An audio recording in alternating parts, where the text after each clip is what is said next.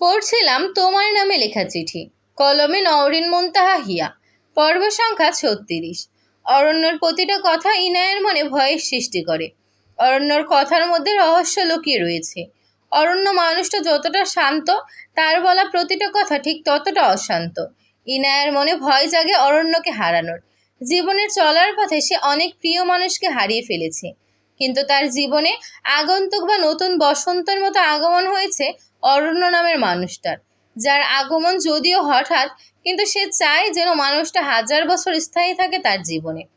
ফোনের অপর পাশে অরণ্য শান্ত, যেন কোনো নীরবতার অন্ধকার হয়ে ছেয়ে যাচ্ছে তাদের জীবন। ইনায়া কাঁপা কাঁপা কণ্ঠে বলে, অরণ্য, আমাকে ছেড়ে যাবেন না কখনো আপনি। কথা দেন, যাই হয়ে যাক এই ইনায়ের থেকে দূরে চলে যাবেন না আপনি। ইনায়ের ভীত আর কাঁপা কাঁপা কণ্ঠ শুনে অরণ্য বুঝতে পারে ইনায়া ভয় পাচ্ছে। হয়তো তাকে হারানোর ভয়। মানুষ মূলত অভ্যাসের দাস। যার সাথে অল্প সময় থাকে তার মায়ায় পড়ে যায়। মনের মধ্যে তার প্রতি ভালোবাসার জন্ম না দিলেও তার মায়ায় সে জড়িয়ে যায়। অরণ্য দীর্ঘশ্বাস ফেলে বলে, যদি দূরে চলে যাই আপনার থেকে, হারিয়ে যাই কোনো অজানা গন্তব্যে, তবে কি আমার জন্য আপনি কান্না করবেন ইনায়া? বলুন না ইনায়া, কষ্ট হবে আপনার আমার জন্য? অরণ্যর কথা ইনায়ের মনের ভয়ের মাত্রা দ্বিগুণ বাড়িয়ে দেয়। অরণ্য এমন করে কথা কখনো বলে নাই। আজ অরণ্যর প্রতিটা কথায় ইনায়ের কষ্ট হচ্ছে। অরণ্যকে হারিয়ে ফেললে সে বাঁচবে কি নিয়ে? অরণ্য তার সমগ্র অস্তিত্বে মিশে গিয়েছে, যাকে ছাড়া এক মুহূর্ত থাকা তার দ্বারা অসম্ভব। ইনায়া বলে, অরণ্য, আপনি কোথাও যাবেন না। বিয়ে করেছেন আমাকে, বউ হয়ে আমি আপনার। যদি ছেড়ে চলে যাবেন, তাহলে কবল বলে বিয়ে করেছিলেন কেন?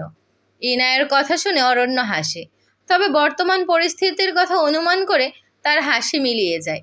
অরণ্য বলে, বউ আপনি আমার। যদি পুনর্জন্ম বলে পৃথিবীতে কোনো শব্দ থাকে, তাহলে 1000 জন্মে আমি শুধু আপনাকেই চাইব আমার জীবনে। তবে এই জন্মের জন্য আমাকে বিদায় নিতে হবে আপনার জীবন থেকে। অরণ্যর কথা সম্পূর্ণ শেষ হওয়ার আগেই ইনায়া বলে ওঠে, অরণ্য, আপনাকে ছাড়া আমি বাঁচব না। এই ইনায়া মারা যাবে আপনাকে ছাড়া। অরণ্য মৃদু স্বরে জিজ্ঞেস করে, ভালোবাসেন আমাকে ইনায়া? অরণ্যর ছোট্ট কথার উত্তর ইনায়ের জানা নেই। অরণ্যর প্রতি তার মায়া রয়েছে। অরণ্য তার সমস্ত অস্তিত্ব জুড়ে মিশে রয়েছে। এটাকেই কি ভালোবাসা বলে? তবে কি ইনায়া অরণ্যকে ভালোবাসে? কিন্তু ইভানের জন্য তার হৃদয়ের এক কোণে ভালোবাসা রয়েছে, যা মিথ্যে হয়ে যাবে না। ইনায়াকে নিশ্চুপ থাকতে দেখে অরণ্য বলে, ওকে ইনায়া, আমার অফিসের মিটিং রয়েছে, বাই। অরণ্য কথাটা বলে ফোন রেখে দেয়। ইনায়া যখন অরণ্যর ফোন রাখার কথা শুনে কিছু বলতে যাবে, এর আগেই অরণ্য কল কেটে দেয়। ইনায়া আবার ফোন দেয় অরণ্যকে, কিন্তু অরণ্য রিসিভ করে না। অফিসের মিটিংয়ে সে জয়েন করে। অন্যদিকে ইনায়ার মনে আর মাথায় অরণ্যর বলা কথাগুলো ঘুরতে থাকে। দুপুর প্রায় 2টা বাজে। রান্নাঘর থেকে এসেছে ইনায়া, কিন্তু গোসল করা হয়নি। ইনায়া বিছানা থেকে উঠে গোসল করে, এরপর ফ্রেশ হয়ে নিচে আসে। সাইমা আর রেহানা বেগম খাবার টেবিলে অপেক্ষা করছে তার জন্য। রেহানা বেগম আজ প্রথম টেবিলে খাবার খেতে এসেছে। ইনায়া খাবার টেবিলে যায়, সাইমার সাথে অল্প সময় কথা বলে, এরপর সকলে খাওয়া দাওয়া শুরু করে। খাবার খাওয়ার মধ্যে সাইমা বলে, ভাবি, অরণ্য ভাইয়া কি দুপুরে খাবার খেয়েছে? ভাইয়া কখন আসবে অফিস থেকে? অরণ্যর অনেক দিন পর অফিসে গিয়েছে, যার জন্য অনেক কাজ জমা রয়েছে। ওসব কাজ শেষ করতে করতে প্রায় অনেক রাত হয়ে যাবে। আর দুপুরে একটা মিটিং রয়েছে, যা শেষ করে খাবার খাবে। ওকে। সকলে দুপুরের খাবার খাওয়া শেষ করে রুমে চলে যায় রেহানা বেগম। এখন তার মেয়ের অনেক খেয়াল রাখে। ইনায়ের সাথে সাইমার আগে অল্প কথা হতো, কিন্তু এখন সাইমার সাথে সে সাইমার প্রতিটা বিষয়ে খেয়াল রাখার চেষ্টা করে। রুমে গিয়ে ইনায়া বিছানায় শুয়ে ঘুমিয়ে পড়ে। প্রায় রাত 7টার সময় তার ঘুম ভাঙে। অন্যদিকে ইভান আর প্রভা মিটিং শেষ করে অফিসের সকল কাজ করে বাড়ি ফিরে। তারা এক গাড়িতে করে চৌধুরী বাড়িতে পৌঁছায়, কিন্তু ইভান সব সময় চুপ থাকে। প্রভা ইভানের মন খারাপ করে থাকার কারণ জানে, যার জন্য তাকে বিরক্ত করেনি। ইনায়ের সাথে ইভানের যে সম্পর্ক রয়েছে তা প্রভার অজানা। চৌধুরী বাড়ি ফিরে ইভান রুমে চলে যায়। রাতের খাবার খাবে না আজ, সে তাকে বিরক্ত করতে নিষেধ করে দিয়েছে। রাত প্রায় 7টা। ইনায়া ঘুম থেকে উঠে ওয়াশরুমে যায় ফ্রেশ হতে। ওয়াশরুমে থেকে বের হয়ে আসে। ইনায়ের মন যেন কেমন করছে। অরণ্যকে এত কল দিয়েছে, কিন্তু অরণ্য রিসিভ করে নাই। আর দুপুরে অরণ্যর বলা কথা সব ইনায়ের মাথায় ঘুরপাক খাচ্ছে। ইনায়া ফোন হাতে নেয় অরণ্যকে কল দেওয়ার উদ্দেশ্যে। অন্যদিকে অরণ্য গাড়ি ড্রাইভ করছে। আজ ড্রাইভারকে সাথে নিয়ে আসেনি। অফিসের সকল মিটিং বাদ দিয়েছে। কেন জানি আজ ইনায়ের কথা বড্ড মনে পড়ছে। তার মায়ের মুখ দেখতে ইচ্ছে করছে। ছোট বোনের সাথে কথা বলতে ইচ্ছে হচ্ছে।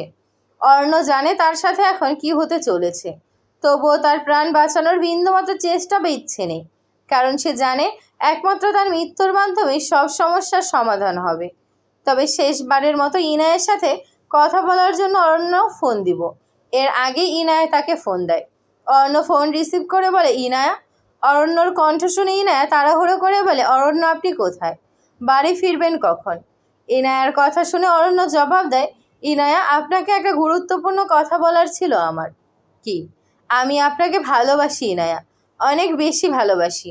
যদি আমি আজ অ্যাক্সিডেন্টে মারা যাই তবে আপনি ইভানকে বিয়ে করে নেবেন, কিন্তু আমি আপনাকে অন্য কারোর সাথে কি করে দেখবো ইনায়া? আমি মারা গেলেও কষ্ট হবে আমার। ইনায়া, সারা জীবন কি আমার হয়ে থাকবেন? অরণ্যর কথার মানে ইনায়ার বুঝতে পারে না। ইনায়া বলে, কি বলছেন আপনি অরণ্য? আর অ্যাক্সিডেন্ট মানে? ইনায়ার কথা শুনে অরণ্য হাসে। হয়তো এটাই তার শেষ হাসি। ইনায়া অরণ্যকে ভিডিও কল দেয়। অরণ্য রিসিভ করে। অরণ্য ইনায়ের দিকে অল্প সময় তাকিয়ে থাকে। জীবনে এই মেয়ের প্রতি তার ঘৃণা সরে কখন ভালোবাসা জন্মেছে তা তার জানা নেই।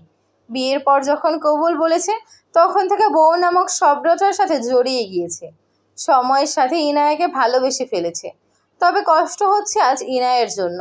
অরণ্যর জন্য তার জীবন নষ্ট হয়ে গেছে। অরণ্য আবার বলে, ভালোবাসি ইনায়া, ভালোবাসি। ইনায়া অরণ্যর কথার কোনো উত্তর দিতে যাবে এর আগেই একটা ট্রাক এসে অরণ্যর গাড়িকে ধাক্কা দেয়। অরণ্য মনে হয় জানতো এমনই হবে। ট্রাকের ধাক্কায় গাড়ি উল্টে যায় প্রায়। অরণ্য বলে, আমার মা আর বোনের খেয়াল রাখবেন। এই জন্মে আপনার সাথে সংসার করা হলো না, তবে শুধু একটা আফসোস রয়ে গেল, ভালোবাসি কথাটা আপনার মুখ থেকে শোনা হলো না। অরণ্য কথা বলার মধ্যেই গাড়ি ভেঙে তছনছ হয়ে যায়। ফোনের ডিসপ্লে ফেটে যায়, যার জন্য ইনায়াকে অরণ্য দেখতে পায় না। তবে অরণ্যর মাথা থেকে ফোঁটা ফোঁটা রক্ত গড়িয়ে পড়ছে, যা দেখে ইনায়া চিৎকার দিয়ে বলে ওঠে, অরণ্য।